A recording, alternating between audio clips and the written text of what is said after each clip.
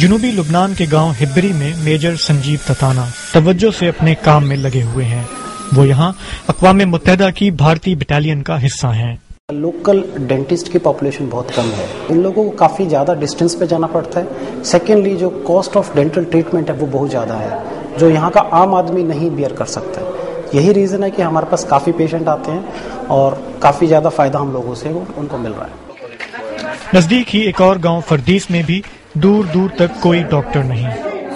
آج یہاں اسکول کی ایک عمارت میں بھارتی بٹالین کی طرف سے عارضی کیمپ لگایا گیا ہے. Different experience in sense that clinically تو جیسے جو ہم لوگ کی جیسے ڈائبٹیز ہے, اب ڈائبٹیز چاہے وہ انڈیا میں ہو چاہے وہ یہاں ہو ایک ہی چیز ہے. پیشنٹس بہت زیادہ خوش ہوتے ہیں. سم ہاؤ ان کو انڈین میڈیسنس پر بہت زیادہ فیتھ ہے.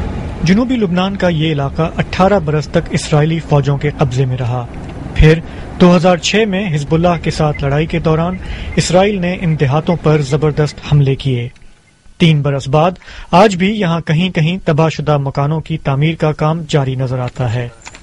اس علاقے میں کوئی بڑی انڈسٹری یا کاروبار نہیں. اکثر گاؤں والوں کا گزر بسر کھیتی باڑی اور مال مویشیوں پر ہی ہوتا ہے.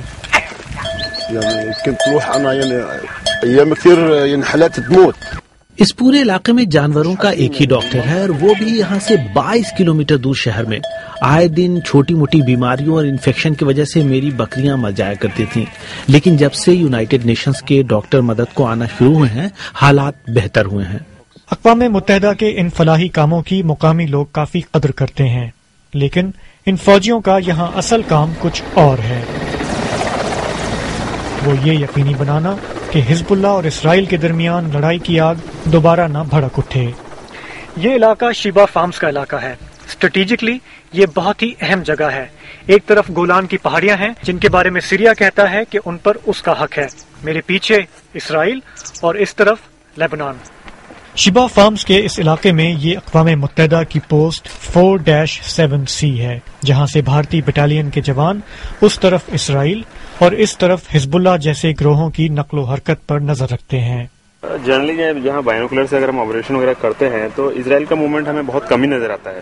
یہاں بھارتی بٹالین کے اکثر فوجیوں کی طرح میجر چوہان کشمیر میں لائن آف کنٹرول کے قریب ڈیوٹی کر چکے ہیں. کہتے ہیں یہاں ان کا کام وہاں سے مختلف ہے. ہمارے یہاں مکھتا کام یہ ہے کہ ہمیں جو ہے شانتی برقرار رکھنی ہے. یہاں پر دشمن تو کوئی بھی نہیں ہے ہمارا, اور ہم چاہیں گے بھی نہیں ہے دشمنی بنائیں یا کچھ کریں. تو اس پرکار سے اگر دیکھا جائے تو کام میں تو خیر پریورتن ہے ہمارے, کہ وہاں جو ہمارے انڈیا میں جو جاب ہے اور یہاں میں جو جاب ہے کافی فرق ہے. اسرائیل اور لبنان کے درمیان قیام امن کے لیے 30 سے زیادہ ملکوں کے فوجی تعینات ہیں, جن میں جنوبی ایشیا سے یہاں صرف نیپال اور بھارت کے دستے تعینات ہیں. امن کے اس مشن میں اقوام متحدہ کے دستوں کو اکثر تنقید کا سامنا رہتا ہے. اسرائیل الزام لگاتا ہے کہ یہ امن دستے علاقے کو حزب اللہ کے راکٹوں سے پاک کرانے میں ناکام رہے ہیں, جبکہ لبنان میں عام لوگوں کا خیال یہ ہے کہ نئے حملوں کی صورت میں اقوام متحدہ کے دستے اسرائیلی طاقت کے آگے بے بس نظر آئیں گے. اس طرح کی سچویشن نہ کریٹ ہو اس کے لیے پوری یہاں پہ مستعدی کے ساتھ یہاں پہ پیٹرولنگ اور باقی آپریشنز کیے جاتے ہیں. اگر ایسی سچویشن کریٹ ہوتی ہے یا دو ملکوں کے بیچ میں ایسی سچویشن آتی ہے تو یونیفل کا مینڈیٹ اس کو فیسیلیٹیٹ نہیں کرتا ہے کہ دونوں کنٹری میں کسی بھی طریقے سے یونیفل ایکٹیولی وار لیول پہ انوالو ہو. اس لحاظ سے دیکھا جائے تو جنگ روکنا اور امن کرانا دو مختلف نوعیت کے کام ہیں. اسرائیل کے سائے میں رہنے والے لوگ جانتے ہیں کہ ایک اور لڑائی کی صورت میں UN کے ٹینک یا ہتھیار ان کی حفاظت کو نہیں آئیں گے. اکثر لوگوں کا کہنا ہے کہ اگلی لڑائی میں بھی لبنان کا دفاع اگر کوئی کرے گا تو وہ حزب اللہ اور اس کے کتوشا راکٹ کریں گے. شاہ زیب جیلانی, BBC, بیروت.